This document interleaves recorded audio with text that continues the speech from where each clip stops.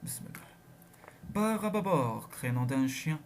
Je me suis arc-bouté sur la dite barre, tandis que le père Noé, alayhi salam, debout à l'avant de la barge, écartait avec une perche le tronc d'arbre flottant qui avait failli nous percuter.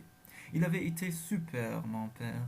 Quand je lui avais posé la question au sujet de la copine, je veux dire au sujet de Aïcha, il s'était contenté de secouer les épaules avant de grogner.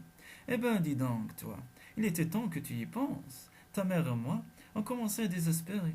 Alors j'ai compris avec un peu de retard, ou beaucoup, que ma question, ça faisait déjà un petit bout de temps qu'il l'attendait. L'arche comportait 4 cabines, n'est-ce pas? Alors sans perdre de temps, nous nous étions jetés à l'eau.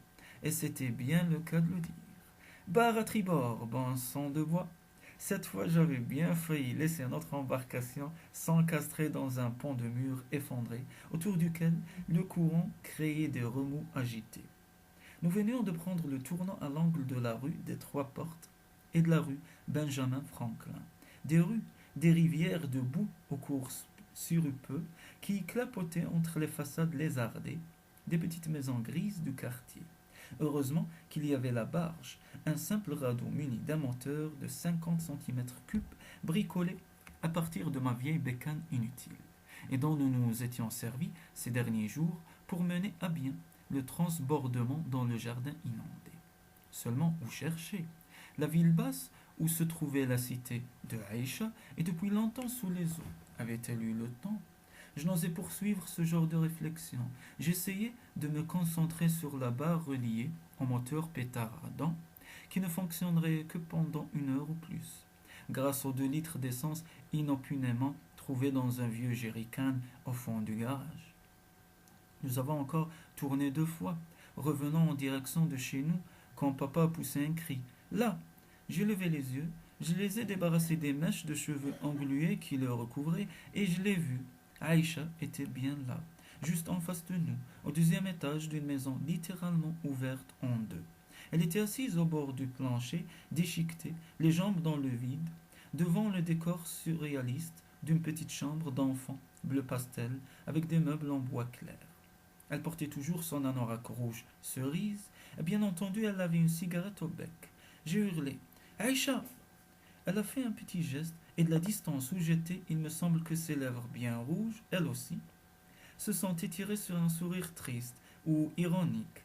L'avant de la barge a cogné contre les moellons, disloqués. J'ai vu Aïcha prendre appui sur le plancher, et pour se mettre debout, une planche a cédé. Elle a piqué du nez en battant des bras, mais elle n'a pas pu se raccrocher et elle est tombée tête la première. J'ai hurlé, j'ai fermé les yeux 1 seconde ou deux. Quand je les ai rouverts, Aïcha était dans les bras de mon père. Il l'avait attrapée au vol.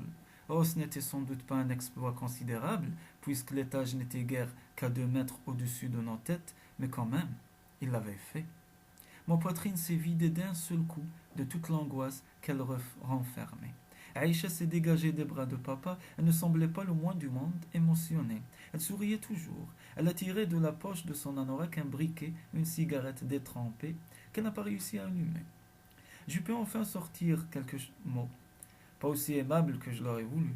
Mais qu'est-ce que tu foutais là, espèce de petite, de petite? J'ai pu m'interrompre avant de prononcer une de ces grossièretés particulièrement malsonnantes en usage au collège. Aïcha haussait les épaules. Ce que je faisais, j'attendais. Elle n'en a pas dit plus, mais c'était bien suffisant. Il n'y a pas que mon père à avoir des pudeurs et de la fierté. Nous avons éloigné la barge. Il était grand temps, au bout de quelques mètres, nous avons vu la maison coupée en deux, s'effondrer presque sans bruit et commencer à glisser dans la marée de boue en direction de la plaine. 2 heures plus tard, tout était terminé. 2 heures plus tard, les portes de l'arche se refermaient sur nous, définitivement. Nous étions à l'abri de la tranquille fureur extérieure dans cette odeur d'ozone et d'huile chaude, désormais habituelle pour nous, sous la douce lueur blanc-rosée des lampes. Accrochez-vous, a commandé mon père, on s'en va. On s'en va. 3 mots banals qui se sont incrustés en moi comme des parcelles de métal brûlant. Papa a grimpé dans la cabine de pilotage de Gaïa parce que c'est ainsi qu'avait été baptisée l'arche, Gaïa. Vous connaissez, j'espère, la personnification de la terre-mère dans la cosmogonie grecque. Nous l'avons suivi et nous nous sommes installés. Aïcha se tenait à ma gauche, maman à ma droite. Black and White et Cherokee étaient sur mes genoux. Étoile et Soleil, les deux Setters, s'étaient sagement assis au pied de ma mère. Et le sifflement modulé des générateurs à fusion froide s'est fait entendre dans les profondeurs de l'arche, tandis que le ponton frémissait sous nos pieds. Alors papa prit la parole. La terre, vous le savez, est mal partie. Combien de temps cette pluie tropicale va-t-elle durer? 1 an, 10 ans, 100, qui peut le dire?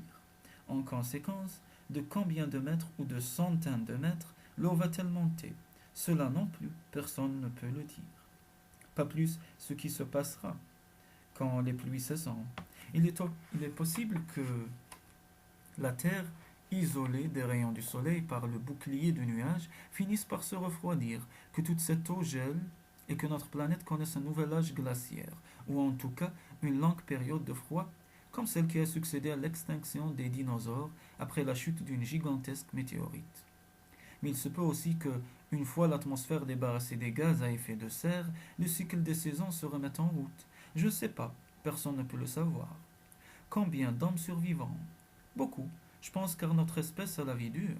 Néanmoins, beaucoup mourront, et ceux qui survivront auront affronté des conditions bien dures, dans un environnement entièrement nouveau. Papa se tait un instant. Je sens sa patte d'ours se poser sur mon épaule. Je ne sais pas si j'ai fait le bon choix. Je me dis parfois que j'aurais pu apporter mes connaissances aux autorités, s'il en reste, aider les survivants à bâtir des embarcations comme celle-ci ou des cités protégées. Mais je préfère croire que cela aurait été illusoire et que ma conduite n'a pas été dictée par l'individualisme ou l'égoïsme. En tout cas, c'est mon choix et je ne le renie pas. J'espère pour nous quatre qu'il se révélera le meilleur, quelque part à 1000 kilomètres d'ici ou à 10 000. Nous trouverons un endroit où nous pourrons nous établir en sécurité, j'en suis sûr. Sur les flancs d'une montagne, peut-être en Asie centrale, peut-être en Afrique. Nous avons toute une nouvelle vie devant nous, pour le savoir. D'accord, Claude? Pour seule réponse, ma mère a appuyé sa joue sur celle de mon père. D'accord, Aïcha. Entre parenthèses, et pour que nous n'y revenions plus, ce serait bien si tu cessais de fumer. J'ai entendu son rire clair, cette fois sans trace d'ironie ou de défi. Mon père a baissé la tête vers moi et a ajouté: D'accord, Sébastien? Tiens, il se souvenait de mon prénom. C'était de bon augure. Juste à cet instant, alors que l'arche se frayait un chemin à travers les ruines, que son étrave bousculait, une mince bande azurée est apparue dans une déchirure des nuages brassés par les vents d'orage. Oh, ça n'a pas duré longtemps, mais quand même, nous avons tous vu, l'espace de quelques secondes, l'ouate sombre libérer l'éclat de ce ciel nu, que nous aurions cru étouffer à jamais.